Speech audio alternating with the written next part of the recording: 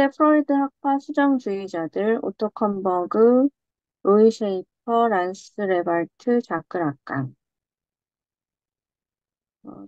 절대적으로 변할 수 없는 프로이트 학파의 본질이라는 것은 없다.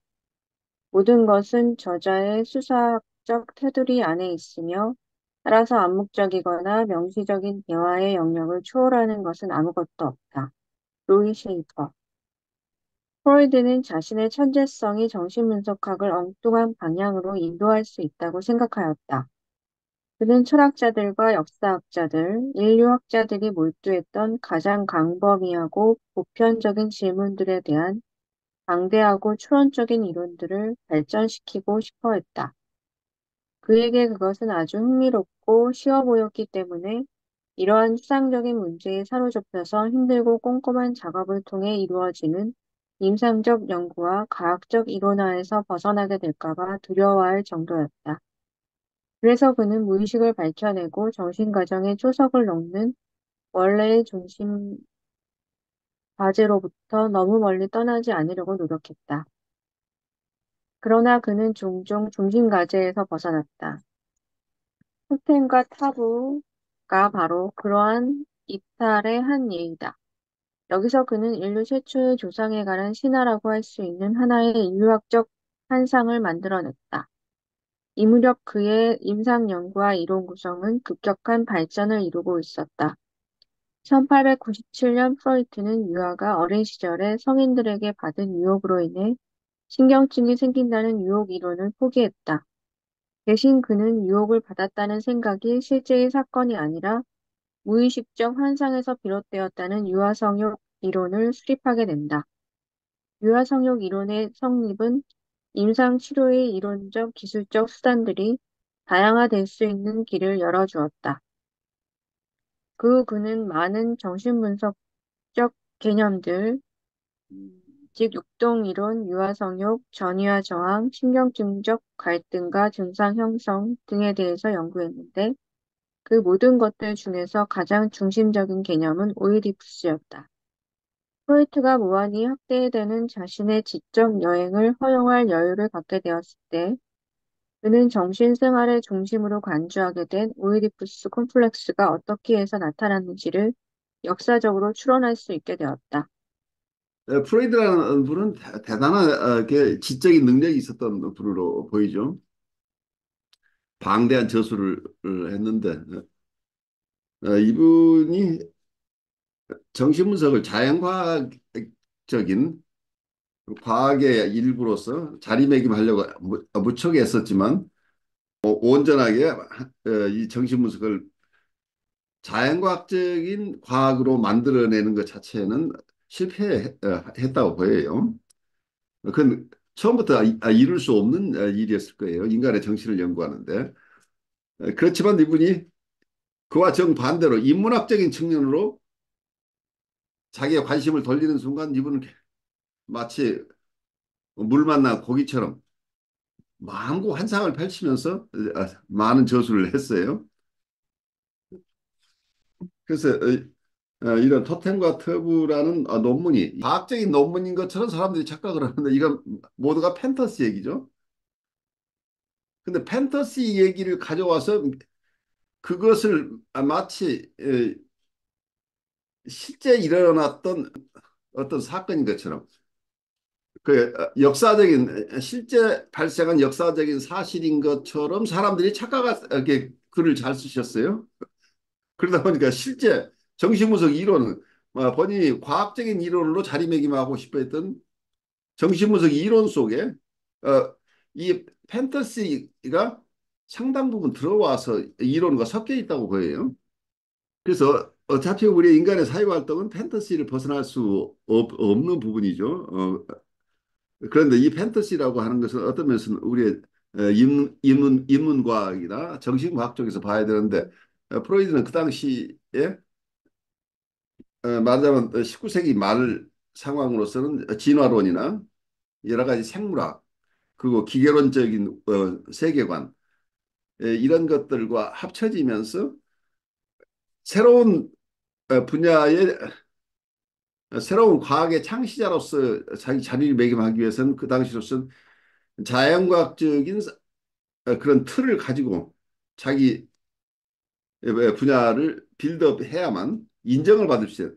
그 외부로부터 인정받기 위해서는 과학적인 태도를 취할 수밖에 없었는데 그게 인문과학보다는 자연과학적인 토대를 가지고 모든 것을 설명하려고 하는데 이분이 연구한 분야는 자연과학적인 어프로치 가지고 한계가 있는 인문 과학 분야이기 때문에 메소달러지에서 많은 차이가 일어날 수 있겠죠. 그래서 정신분석은 계속해서 우리가 이 두 가지 도전이 함께 있다고 보여요.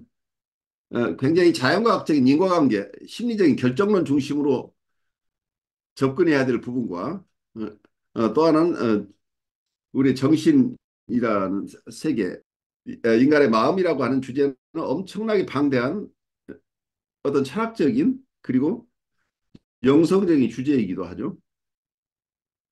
철학적 영성적인 분야를 자연과학적인 어프로치 같이 하고 섞어서 이게 이야기가 되고 있기 때문에 정신분석은 계속해서 새로운 얘기를 할 수밖에 없게 돼요. 그리고 정신분석가마다 각각 소화하는 사람마다 각각 다른 이야기를 할 수밖에 없고 그건 어떤 자연스러운 것일 거예요. 그래서 획일적인 이론에 의해서 정신분석을 이해하려고 하는 것이 우리가 처음 공부하는 과정에서는 잘 공부해야 되지만 어느 정도 자기가 이 분야에서 자기의 독자성을 인정받을 만큼 이제 공부가 되면 그때부터는 각 개인이 가지고 있는 퍼스널리티, 그분이 가지고 있는 세계에 대한 이해, 자기에 대한 이해, 이것은 좀 종합적으로 개개인에 따라서 다른 방향으로 발전할 수밖에 없다고 보여요.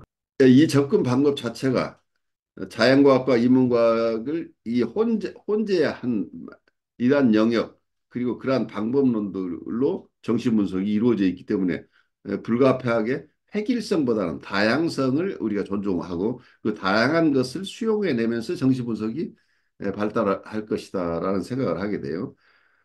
그래서 아까 서두에 나온 로이 셰이퍼의 얘기는 아주 재미있는 얘기죠. 절대적으로 변할 수 없는 프로이드 학파의 본질이라는 것은 없다. 그러니까 마치 어떤 실상이 있는 것처럼 생각하는 것은 정신분석이라는 하나의 실체가 고정불변의 실체가 있다고 보는 것 자체가 서구적인 방식이에요. 그래서 변하지 않는 실체라는 게 없다. 어떤 우리가 대상을 볼 때도 아브젝트의 엠티니스예요. 엠티 이걸 불가에서는 공성이라고 그러는데 엠티니스라고 하는 공하다. 사물이 공하다. 그 세계가 공하다는 얘기. 그리고 본인에 대해서 생각할 때는 내가 공하다죠. 그러니까 서브젝트 주체 자체가 공하다, 엠티니스라고 합니다. 그래서 이게 이 엠티니스라는 개념이 한자로 번역했을 때는 이게 공이라고 번역을 보통 하는데 빌공자. 이 공성이라고 하는 것은 어떤 사물이 그 자체에 고유한 본성이 없다는 변하지 않는 본성이 없다는 이런 개념인데 동양의 사유 속에 굉장히 깊은 개념이에요, 이게. 서양 사람들은 그 이분법에 능한데 동양 분들은 통합적인 이해가 아주 문화의 저변에 항상 놓여 있기 때문에 동양의 세계는 도라고 하는 것, 동양에서 보통 우리가 얘기하는 무아의 세계에 대한 얘기.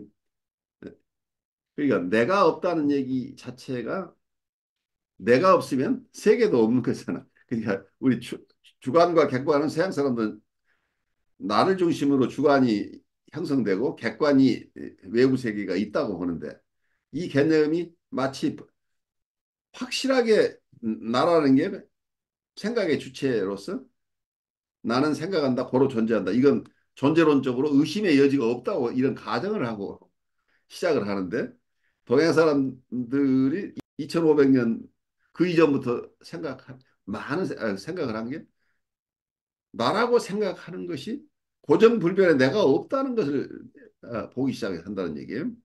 또 공이라는 개념을 어떤 데서는 무라고 번역을 하니까 없을 무자란 말이에요. 비어있다, 엠티니스라는 개념과 무라는 개념이 묘하게 이게 맞닿아 있는데 그래서 나라고 하는 것이 없다라고 처음에 표현이 됐어요.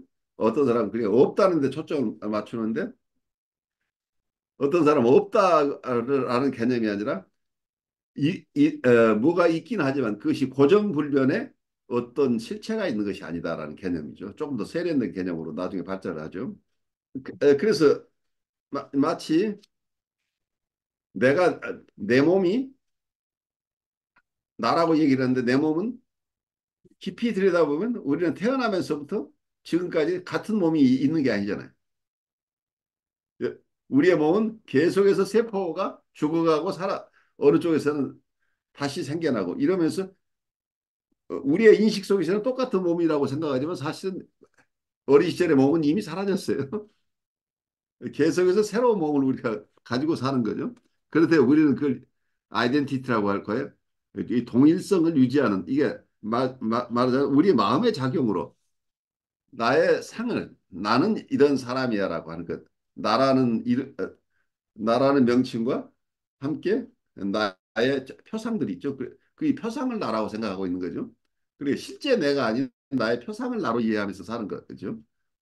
그이 표상 자체는 객관적인 것과 내 주관이 만나서 일어나는 거기 때문에 이거 계속 바뀌어 나갈 수 있는 거죠. 이 표상 자체도. 그리고 이 표상 자체만 바뀌는 게 아니고 실제 대상이 자꾸 바뀌어 가는데 우리는 가능하면 말하자면 동영상이 아니라 우리는 카메라를 찍어가지고 그 카메라에 찍힌 어느 시점에서 찍힌 사진들이 계속 이게 나라고 우기는 거죠. 그래서 어떤 우리 셀프 레프레젠테이션이라고 하는 것도 어, 하나가 아니고 내가 누군가에 대해서 개념도 여러 많은 다양한 나라고 얘기하고 있을 가능성이 있어요.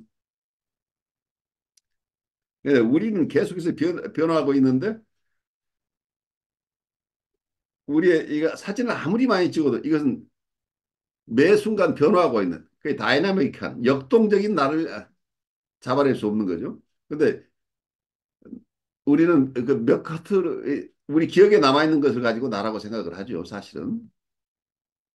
근데 그것뿐이 아니고 생각하는 나, 느끼는 나, 행동하는 나, 뭔가를 인식하고 미래를 계획하고 판단하는 내가 가지고 있는 여러 기능 이것을 나라고 생각을 하는데 이거 자체도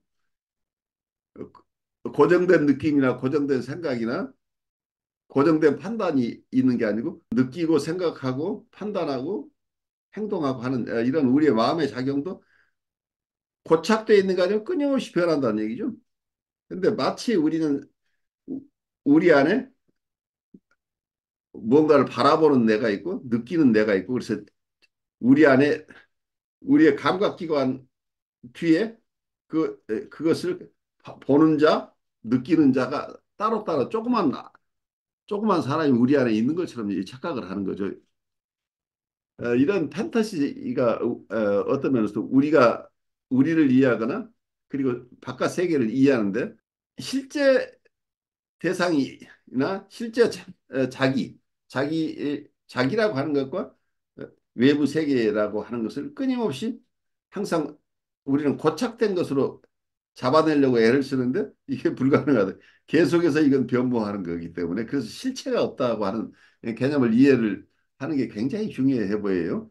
그래서 정신분석이라고 하는 것도 정신분석이 하나의 고정된 실체, 프로이드가 만들어 놓은 이 정신분석은 본질적으로 어떤 부분은 이건 이걸 빼면 이제 정신분석이 아니라고 이제 우기고 싶어 하는 거죠.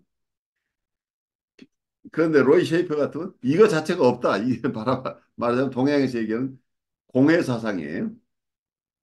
이게 공성이라고 이제 얘기를 하는 건데 엠티니스라. 근데 엠티니스를 사르트르 같은 사람 말하자면 실존주의자들은 이 엠티니스를 그냥 나띵니스라고 봤기 때문에 거기에서 허무주의가 나오는 거죠. 그러니까 서양에서 실존주의라고 하는 것이 어쩌면 동양에서는 오래전부터 알고 있는 부분인데 아무것도 없다는 개념이 아니고 거기에는 고정된 실체라고 하는 것이 없다는 개념으로 받아들이기보다는 정말 아무것도 없는 것 이런 쪽으로 봤기 때문에 그 실제로 우리의 세상에 진리라는 것도 없고 우리가 의지할 만한 어떤 것도 없다. 객관적으로 우리가 인정될 만한 진리라는 게 따로 없다. 진리는 각자가 생각하는 게 진리다. 극단적인 상대주의로 가버리는 거죠. 극단적인 상대주의로 가서 이게 포스트 모더니즘 문화가 되면서 사실은 케이아틱한 정신적으로 혼란스러운 상태가 지속되고 있다고 보여요. 전 세계적으로. 그래서 우리가 믿을 만한 어떤 일정한 사유의 틀이나 우리가 모든 사람이 함께 따라야 될 공통된 준거 틀 자체가 인정되지 않는 이런 사회가 되다 보니까 어디에도 우리가 질서를 세울 만한 근간이 되는 그러한 어떤 사유의 체계 혹은 규범의 체계 이런 것들이 무너져서 이걸 어쩌면 신은 죽었다는 개념으로 이제 이렇게 드러나는데 신이 죽었으면 그럼 신을 대체할 만한 합리적으로 이 문명을 유지해 나갈 만한 다른 대안이 있느냐 하는 부분에서는 대안이 잘 드러나지 않고 있는 상황이죠. 그러다 보니까 모두가 내가 얘기하는 게 진리야. 그러니까 모두가 자기애적인 상태에서 이 사회가 혼란스러운 상태에 빠져 있는 이런 상황일 수도 있다고 보여요. 그래서 극단적으로 있다 없다라고 보는 것도 이런 개념들이 이 양분법은 어느 쪽이나 다 문제를 일으켜요. 그래서 우리가 좌우라고 하는 것도 편의상 좌와 우를 나눈 건데 좌가 좌라는 것만 따로 있고 우라는 게 따로 있을 수 없어요. 좌가 있어서 우가 있고 우가 있어서 좌가 있는 건데 이것을 둘로 나누어서 우리는 무조건 좌야, 우리는 무조건 우야라고 하는 것 자체가 어떤 면에서는 어, 사유가 어느 지점에서 끊어진 지점이죠. 그렇다고 통합적인 것이 아니고 이 분열된 것으로 세상을 보기 때문에 어려워지죠. 그래서 말하자면 사회 전체가 멜라니 클라인이 얘기했던 패러노이드 스키조이드 포지션에 있는 경우가 굉장히 많이 늘어나고 있는 것 같아요. 사회 현상 자체에도. 그래서 정신분석 세계에도 이런 개념들이 들어오니까 정신분석에 정말 실체라는 것은 없다. 근데 이걸 넘어서 극복해야 되는 부분이에요. 정신분석에 어떤 것도 본질이라고 하는 것은 없다. 본질이라고 하는 것이 없는데 그러면 정신분석은 할 필요가 없는 것이잖아. 이런 쪽 허무주의로 빠지면 정신분석 이게 본질이라는 게 없대. 그러고 끝나면 아무 의미가 없어지죠.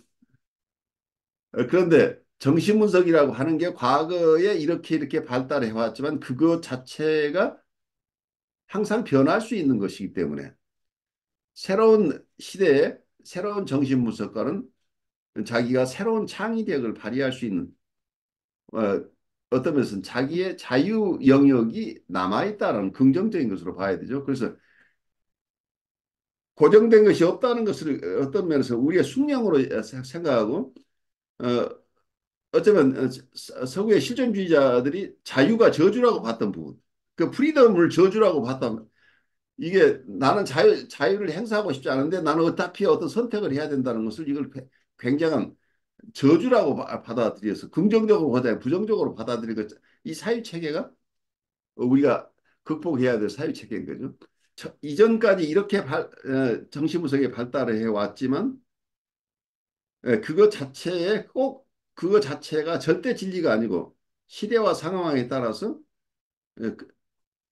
이 정신분석이 다양한 모습으로 변모해 오고 있다는 생각을 한다면 정신분석의 영역을 개척하고 있는 새로운 학자나 정신분석가는 과거를 존중하자면 과거에 매이지 않고 자율적인 선택을 할 수 있는 여지가 항상 있다고 하는 점에서 이 자유의지 자체는 우리 스스로 독립적인 인격으로서 잘 발달해 나갈 수 있는 근간이라고 봐야 되는 거죠. 그러니까 어떤 것을 나는 정신분석으로 받아들여서 내가 정신분석을 하고 있는가에 따라서 나는 그러한 정신분석을 하는 정신분석가인 거죠. 동양 개념 속에 굉장히 재미있는 개념이 있는데 진공묘유라는 개념이 있는데 정말 공하다는 것을 잘 깨달으면 거기서 아무것도 없는 것이 아니라 거기서 새롭게 모든 세계가 펼쳐진다는 개념이에요. 묘유. 실제로 정말 신비로운 있음들이 생겨난다는 거죠. 그 모든 것이 진공이라고. 참으로 이게 공하다는 것, 공하다는 것 자체는 실체가 없다는 것을 잘 깨치고 나면은 그 뒤부터는 새로운 세계가 펼쳐진다라는 개념이에요. 그래서 너무 없다 있다는 개념이 아니고 고정적인 어떤 것들을 넘어서면 새로운 창조에 의해서 새로운 세계가 펼쳐질 수 있다고 하는 이런 개념. 그래서 굉장히 긍정적인 개념으로 가져갈 수 있는 것인데 이것을 허무주의로 끌고 갈 수도 있어요. 이 사고가. 그래서 정신분석에서도 과거에 프로이드 학파의 본질이라는 것은 없다고 하지만 프로이드가 가지고 있었던 것 중에 그걸 그대로 수용할 것은 없지만 그래도 묘유로서 그걸 고착된 것으로 보지 않고 역동적인 것으로 받아들이면서 새롭게 발전할 수 있는 기반으로 파운데이션으로 하는데 꼭 과거의 것을 다 버려야 될 것 같은 그런 사고는 또 벗어나야 되죠.